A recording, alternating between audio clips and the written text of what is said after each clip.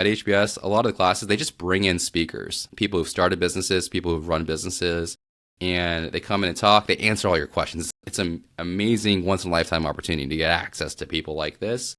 And I was like, oh, this is interesting. These people also just seem just like me and all of my classmates sitting in this room. They don't seem that different. And that was like surprising to me because I've always held entrepreneurs on this pedestal and thought like, man, that's something might be too hard to achieve. But yeah, kind of brought it down to earth and you get to know them and they're cool people and they're smart. They're very humble too.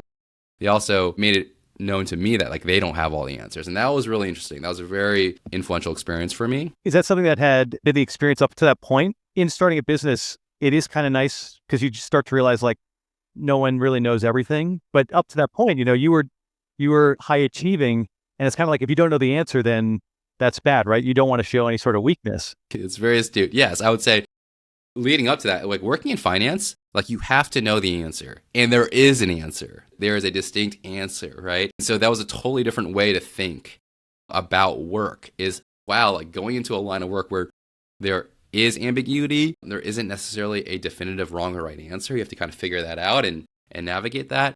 Yeah, that was like a totally new like way of thinking that I guess was introduced to me through kind of these speaker series.